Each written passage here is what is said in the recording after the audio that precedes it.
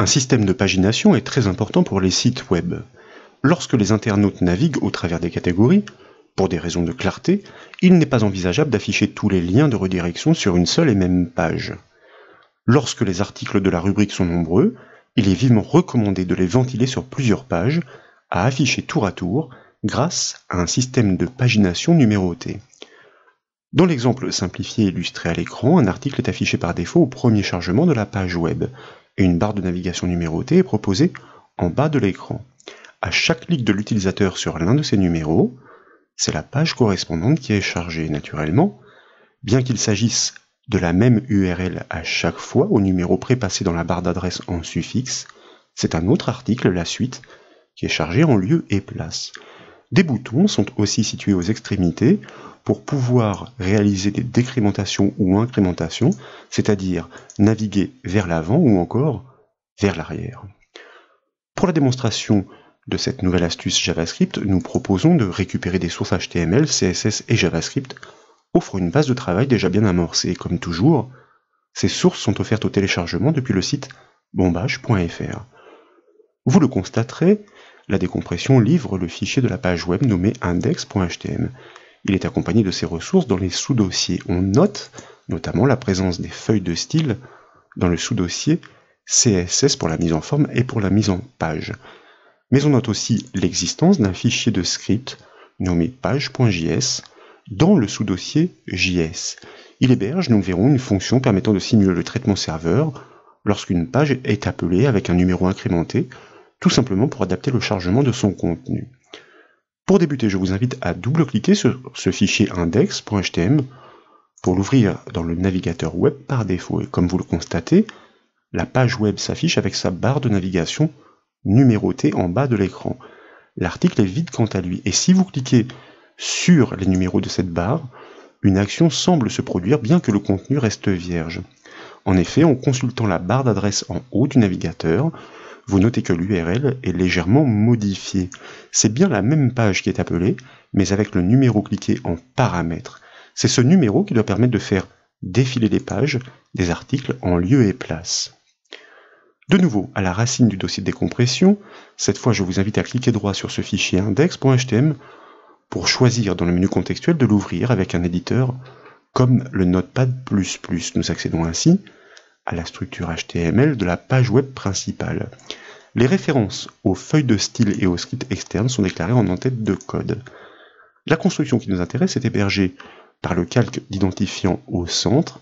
Il est placé plus bas dans le code HTML. Il héberge lui-même un calque d'identifiant article qui est celui qui attend le contenu à charger en fonction du numéro de la page appelée. Il est régi par un style CSS que vous pouvez consulter en ouvrant la feuille de style Les styles CSS, je vous le rappelle, située dans le sous-dossier CSS. Les boutons numérotés du système de navigation sont tous associés au style BTN, lui aussi présent dans la feuille de style, comme vous pouvez le voir, en l'occurrence ici. C'est lui qui leur confère cet aspect bouton avec ses subtilités de mise en forme qui changent notamment au survol de la souris pour plus d'ergonomie. Vous remarquez de même que ces boutons numérotés sont judicieusement nommés. Pour cela, nous allons revenir dans le code de la page HTML. Ils portent tous le même intitulé lien en préfixe et ils portent tous le numéro de la page à atteindre en suffixe, lien 1, lien 2, lien 3, lien 4. Cette ruse va nous permettre de considérablement simplifier le code JavaScript. Ensuite, les deux boutons placés aux extrémités, donc comme celui-ci et comme celui-ci, sont particuliers. Ils permettent de naviguer respectivement, nous l'avons vu, par décrément ou incrément d'une unité. Et à ce titre, ils appellent tous les deux la fonction navigue au clic. Cette fonction n'existe pas encore. Selon le paramètre qui lui est passé, 0 ou 1, elle devra être en mesure de faire défiler les pages vers l'arrière ou vers l'avant. Les présentations sont presque terminées, mais il nous reste à découvrir le fichier de script. C'est pourquoi la racine du dossier de décompression, je vous invite à double-cliquer sur le sous-dossier JS pour l'ouvrir, à cliquer droit sur le fichier de script dans le menu contextuel, à choisir de l'ouvrir là encore avec un éditeur comme le Notepad++. Ce fichier héberge une fonction nommée chapitre, et grâce à une instruction de branchement, switch en l'occurrence ici, elle permet de retourner un contenu adapté dans le calque d'identifiant article, donc sous la forme de la variable retour qui est passée effectivement à la propriété innerHTML pour son contenu. C'est donc cette fonction que nous devons appeler à chaque chargement de la page en lui passant le numéro récolté dans l'URL. Nous le rappelons, cette fonction JavaScript simule le fonctionnement. Sur un site web, ce numéro doit être exploité par un code serveur comme le PHP pour questionner la base de données et sortir les articles suivants et correspondants. Mais le mécanisme du système de pagination, quant à lui, doit bien être articulé par le code JavaScript. Tout est une question d'équilibrage des charges, comme nous l'avons expliqué à maintes reprises lors des formations attenantes au web. Pour commencer, nous devons récupérer l'adresse de la page web, appelée pour la stocker en variable. C'est alors une méthode JavaScript, indexOf, qui va permettre de déceler la présence du point d'interrogation annonçant le numéro de la page. En fonction de la position retournée, c'est une autre méthode, substr, agissant elle aussi sur les chaînes de texte, qui va permettre d'isoler le numéro passé. Et ce fameux numéro est celui que nous devons transmettre à la fonction chapitre, celle de notre script externe pour charger le contenu demandé. Je vous propose donc de revenir dans le code de la page index.html, tout en bas, plus précisément, dans les bornes du script déjà présent. Et là, nous allons commencer par déclarer une variable que nous nommons position pour déceler la position de ce fameux point d'interrogation dans l'URL qui peut être trouvé grâce premièrement à l'objet JavaScript window et son objet enfant location qui donne des renseignements sur l'adresse d'une manière générale. Mais cet objet location offre une propriété href, on ne peut plus parlante, donc pour retourner l'URL, URL à partir de laquelle nous allons exploiter, c'est une chaîne de texte, la méthode indexOf qui permet tout simplement de trouver la position d'un caractère cherché, en l'occurrence ici, du point d'interrogation. Ensuite, et par anticipation, nous allons déclarer une variable numURL que nous n'affectons pas dans un premier temps. Son rôle, bien sûr, va être de stocker le numéro que nous allons récolter dans cette URL pour pouvoir appeler notre fonction chapitre. Nous devons donc maintenant tester la position retournée grâce à une instruction conditionnelle pour adapter la récupération au contexte. S'agit-il d'un premier chargement, auquel cas il n'y a pas de numéro dans l'URL ou d'un clic sur un bouton numéroté? C'est la raison pour laquelle je vous propose d'engager cette instruction conditionnelle if, et nous allons poser une question, vérifier un critère. S'agit-il du premier chargement? Dans ces conditions, notre recherche du point d'interrogation aura échoué. Et lorsque c'est le cas, la méthode indexOf, retourne la valeur -1, indiquant que cette occurrence n'a pas été trouvée. Donc, si la variable position vaut -1, nous savons qu'il s'agit d'un premier chargement. C'est la raison pour laquelle, alors je vais essayer de ne pas faire de faute de frappe dans l'utilisation de mes variables, c'est la raison pour laquelle nous allons caler notre variable numURL sur la valeur 1 pour la première page. Décidément, je m'aperçois que je tape une virgule à la place d'un point-virgule pour ponctuer ma syntaxe. Dans le cas contraire, else, nous devons prélever ce numéro en fonction de cette position dans la barre d'adresse, donc pour le stocker dans notre variable numURL. Et donc, nous savons que c'est la propriété href de l'objet enfant location qui renvoie cette URL. Mais nous allons l'exploiter, ce traitement, dans la fonction parseInt qui en JavaScript permet de forcer la conversion de la chaîne que nous allons prélever, découpée en numérique. Pourquoi? Tout simplement parce que nous travaillons sur une chaîne de texte. Sur cette URL, donc parseInt avec le camel case, donc le I majuscule, sur cette URL, nous souhaitons prélever seulement le numéro substr pour prélever un fragment de texte à partir d'une position. Cette position, nous la connaissons puisque la variable position ne valant pas -1, nous avons trouvé le point d'interrogation, et position +1, nous nous plaçons juste après pour prélever le numéro qui est placé en suffixe. Pour le tester, ce que je vous propose, c'est à la suite de ce code, d'ajouter une petite fonction alerte pour afficher à l'écran la valeur qui est mémorisée dans cette variable numURL pour vérifier que jusque-là tout va bien, que nous sommes en mesure effectivement de suivre la pagination. Nous enregistrons les modifications, nous basculons sur notre navigateur web et puis nous rafraîchissons la page grâce à la touche F5 du clavier. Et comme vous pouvez le constater, c'est bien le premier numéro en cours qui est retourné pour le premier chargement. Et si vous cliquez maintenant sur un bouton numéroté suivant, eh bien en même temps que vous pointez sur une page ou plutôt une URL en adéquation avec son suffixe, vous réceptionnez parfaitement le numéro qu'elle renferme, comme vous pouvez le voir. Et c'est bien grâce à lui que nous allons pouvoir charger la rubrique correspondante. Pour poursuivre, avant de penser donc à charger le contenu correspondant à la page appelée dans le calque d'identifiant article, il est important de faire ressortir explicitement le bouton cliquer. Il doit servir de repère et indiquer à l'internaute quel est le numéro de page en cours de consultation. C'est ainsi qu'il pourra poursuivre aisément sa navigation. Et pour cela, la feuille de style héberge un style nommé bleu. Il se contente de passer le fond et les bordures en bleu et le texte en blanc. Ce style doit être ajouté dynamiquement dans l'attribut classe, voyez-vous, de notre bouton HTML. Donc, en l'occurrence, ici, ils sont tous associés au style BTN. Nous ne devons pas le supprimer. Il doit être ajouté, ce style bleu, grâce donc à l'identifiant de ce bouton, de ce lien, qui est suffixé du numéro de page en cours. C'est ainsi que nous allons pouvoir l'atteindre facilement par le code JavaScript. Donc, je vous propose tout d'abord, dans cette fonction, de supprimer ou de passer en commentaire notre instruction alerte de test.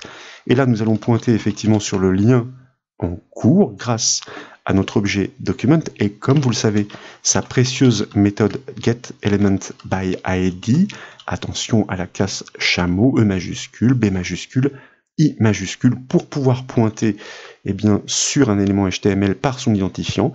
Ils commencent tous par le préfixe lien qui est statique et donc que nous inscrivons entre guillemets et auquel nous allons plus greffer, assembler, c'est une concaténation, le numéro dynamique récupéré dans la barre d'adresse, num URL correspondant au bouton cliquer pour pouvoir agir sur sa propriété class name, c'est-à-dire sur les styles qui sont associés. Nous ne souhaitons pas modifier le style BTN, nous souhaitons, une fois encore, ajouter le style bleu, plus égal. Donc nous gardons le BTN et là nous ajoutons le bleu avec un espace en préfixe pour pouvoir, c'est ainsi que nous les combinons, les styles dans les attributs HTML, les positionner l'un à côté de l'autre.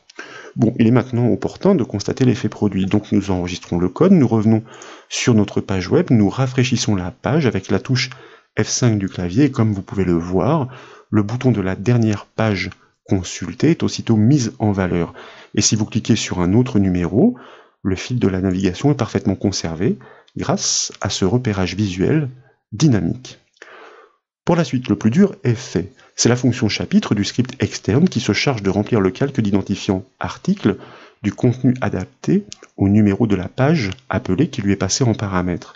Nous n'avons donc plus qu'à appeler cette fonction avec la variable numURL en argument. Je vous rappelle que ce calque article est situé bien sûr au-dessus des boutons.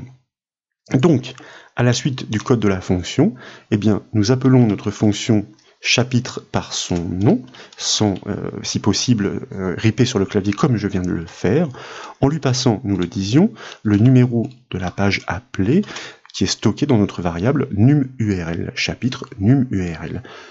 Nous progressons ici par étapes et nous proposons maintenant de tester le résultat de cet appel. Après avoir enregistré, nous basculons, comme il est de coutume, sur notre navigateur web.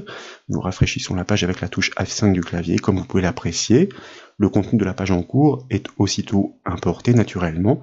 Si vous cliquez sur un autre bouton de navigation, l'article s'ajuste en cohérence avec le numéro demandé dans le fil de la navigation. Il ne nous reste plus qu'à rendre fonctionnels les boutons qui sont situés aux extrémités de cette barre. Ils doivent se charger de progresser d'une unité vers l'arrière ou vers l'avant. Pour cela, nous devons construire la fonction navigue qui est appelée, je vous le rappelle. Elle doit réagir au paramètre qui lui est passé. S'il s'agit du chiffre 0, donc pour le premier appel, elle doit appeler la page précédente, et dans le cas contraire, elle doit appeler la page suivante. Mais attention, lorsque la butée est atteinte, la limite ne doit pas être dépassée. Nous allons le comprendre. Donc, juste en dessous de notre code qui, lui, se déclenche naturellement au chargement de la page web ou à l'appel de la page web, puisqu'il n'est pas encapsulé dans une fonction, et bien là, nous allons créer notre fonction que nous nommons telle que nous l'avons appelée, navigue, elle n'existait pas encore, avec un paramètre en attente que nous allons ainsi pouvoir exploiter, le paramètre que nous nommons ici arbitrairement mode, qui prendra la valeur à la transmission, donc soit le chiffre 0, soit le chiffre 1. Et là, donc, bien sûr, il faut différencier le traitement, donc instruction conditionnelle, if mode égale 0, eh bien, nous devons décrémenter, nous l'avons dit, donc nous allons prévoir les bornes. Le cas contraire, sous-entendu, lorsque mode vaut 1, nous devons incrémenter. Et nous n'oublions pas, puisqu'il s'agit d'une fonction, eh bien, elle retourne une valeur, en l'occurrence ici, à rien. Elle doit se charger d'effectuer des actions, mais c'est ainsi dans la construction des fonctions en programmation. Dans la première branche donc, de cette instruction conditionnelle, nous l'avons dit, nous devons décrémenter le compteur num_url dans la mesure où nous ne sommes pas déjà revenus sur la première page. De la même façon, dans la seconde branche de cette instruction conditionnelle, else, nous devons incrémenter ce compteur dans la mesure où nous n'avons pas déjà atteint la dernière page, la quatrième. Remarque importante, une fois encore, et pour faire le parallèle avec un développement serveur en production, c'est le code PHP qui connaît le nombre d'éléments retournés depuis la base de données par la requête exécutée. C'est donc lui qui transmet ses bornes au code JavaScript, donc dynamique, pour déterminer quel est le dernier élément dans ce système de pagination.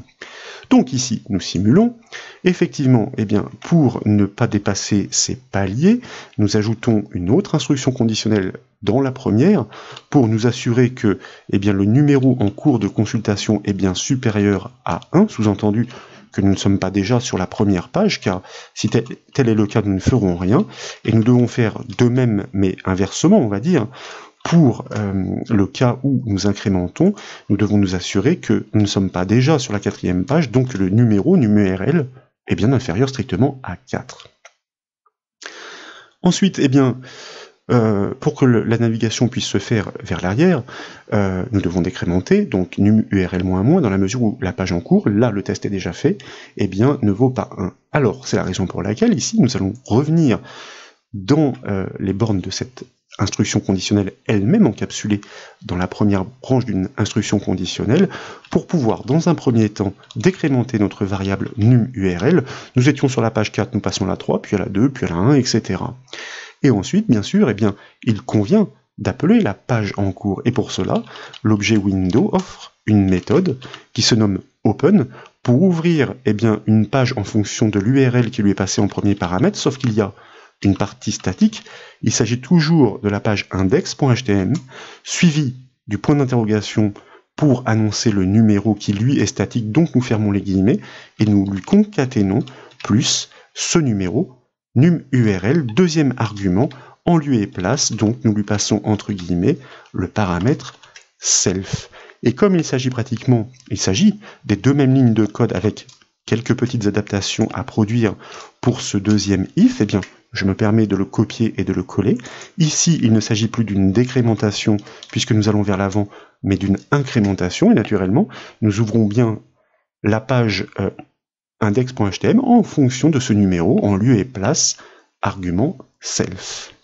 Je vous propose donc eh bien, d'enregistrer, comme toujours, de rafraîchir la page web après être revenu sur le navigateur, et puis maintenant, tour à tour, de cliquer sur ces boutons de décrémentation ou d'incrémentation, et comme vous le constatez, en même temps que la navigation est permise par ces petits boutons pour atteindre directement la rubrique concernée, eh bien nous avons une navigation vers l'avant ou vers l'arrière qui est tout à fait fonctionnelle. Voilà donc pour cette nouvelle astuce JavaScript pour créer un système de pagination avec, vous en conviendrez, un code relativement simple. J'espère qu'elle vous a plu. Si c'est le cas, comme toujours, je compte sur vous pour mettre un petit j'aime à la vidéo, et comme vous le savez, vous pouvez retrouver toutes les astuces, mais aussi toutes les formations sur le site bombache.fr. Je vous remercie.